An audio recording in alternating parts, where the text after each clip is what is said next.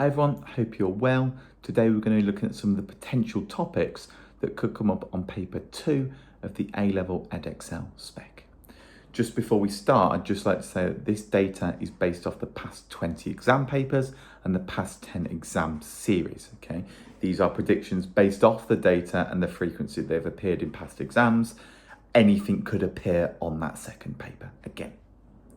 So, let's start by going through and dissecting the paper that's just happened. We can see that majority of the marks were for differentiation, for functions, for trig, and for integration. Okay, there was also quite a lot of marks for modelling questions, but we can also see that a lot of topics weren't actually mentioned at all. There was no binomial expansion, there was no circles, there was no polynomials, and there was no vectors. And in fact, there was barely any parametrics as well. So we can expect to see a lot more of them on the second paper, okay? The average total is based off the average from the past 10 exam series across both papers, okay? So that's the sum of both of the papers added together. And we can see actually that functions, integration, numerical methods, proof, and trig has already reached the amount, roughly, that we'd expect across both exams on that first paper. That potentially means that they might come up in very little quantity or potentially not even come up on that second paper. Let's look at some of the topics now which potentially could come up on that second paper and why. Exponentials. Now, exponentials, we would expect 20 more marks than they've currently had across both papers, okay? Exponential modelling, we'll see as a subtopic in a minute, comes up every single year and hasn't appeared yet. Therefore, we expect that to potentially come up on that second paper. We can say similar things with polynomials and potentially quadratic modelling, parametrics, circles, and vectors. Feel free to pause this at any time, by the way, to take a look at some of my comments about why I've said that they're red, amber, or green. Sequences I've put as yellow because actually it's already appeared, but we'd expect another question to appear again based on the fact that we'd expect 7.5 more marks to reach the average on both papers that it has across the past 10 years. Binomial expansion we'd also expect to appear, as well as algebraic methods. But those bottom 5 that we've already mentioned have almost reached the amount we'd expect of them, and therefore could appear in smaller quantities. For example, with trig, potentially could be a small angle approximation, or potentially one singular integration question, maybe on a substitution or a parametric question. The proof, the functions, and the numerical methods are less likely to appear because they've already exceeded the amount we'd expect of them on both papers, minus the proof, which of course we've already had a proof by contradiction. So if we're going to see another proof question, then it's likely to be algebraic or potentially a exhaustion or potentially a counterexample as well. Again, they're not likely to repeat something like contradiction twice. So therefore, we could maybe assume that that's got a lot less likelihood of coming up, and therefore maybe potentially focus on other methods of proof instead.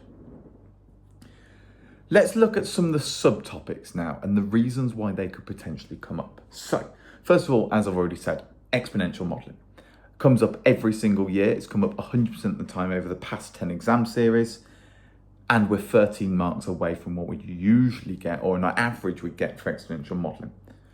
I can't see a reason why that wouldn't appear on the second paper.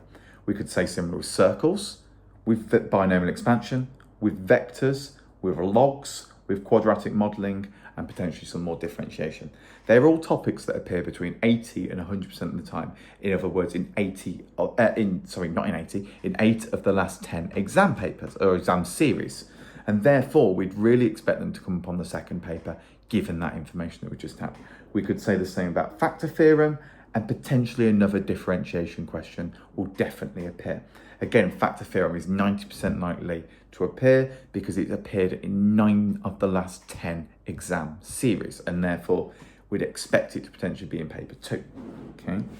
Other topics such as partial fractions, first principles, and implicit have come up in slightly less of the last 10 exam series, but again have appeared more often than not, and therefore we could potentially see them on the next paper. Okay. Some of the green topics have already appeared and therefore are less likely to appear again. Okay. They could appear again in some way, shape, or form, but might not appear again at all. As we go across, we can begin to see more green. I'd just like to highlight vectors in 2D here. Now, that appears only 30% of the time, and vectors in 3D hasn't appeared yet, which if we can see over here, appears 90% of the time. So if there's going to be a vectors question, I think we're more likely for it to be a 3D vectors question. Okay. We can also see the percentages of some other ones. Notice, for example, linear models and laws of indices, they haven't appeared, but they've only appeared 1 or 2 out of 10 of those last papers, and therefore are quite unlikely to appear again. They could do, but they're so unlikely to appear based off the past 10 years exam series worth of papers that they probably won't. Let's look at some of the ones that have already appeared, have hit the amount that we'd expect on average over the past 10, and therefore are quite unlikely to appear again. We can see a lot of functions, a lot of different types of integration in there, and we can also see quotient rule. Obviously, there was that quite large question that my students have mentioned on quotient rule, and therefore quotient rule coming up again is very, very unlikely, but they could potentially come up again. Also with Newton-Raphson and iteration, we've already had quite a lot of that, and therefore numerical methods coming up again is quite unlikely. So these are my topic list and the topics that I would expect to potentially come up on that second paper.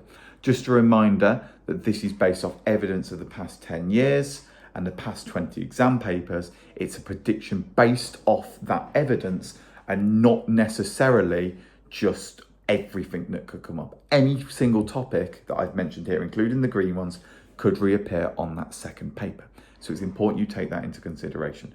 But these are the topics that haven't appeared on the first paper and therefore are likely to appear on the second paper. As when we went through, there's some topics, in my opinion, that are a lot more likely to appear than other topics, such as your exponential modelling, your quadratic modelling, your vectors in 3D, your binomial expansion, your circles. But any of these topics can appear on paper 2. Remember that paper 1 was extremely difficult. The majority of the country, I'm sure, found it difficult, and therefore if you prepare for paper 2, then you can still get the grade that you require. Thank you very much for watching. If you do want to see more of this, or you want to see this for your exam board or GCSE, then please do let me know, and I'll try my best to get that out before your next exam. Thank you very much for watching, and like and subscribe.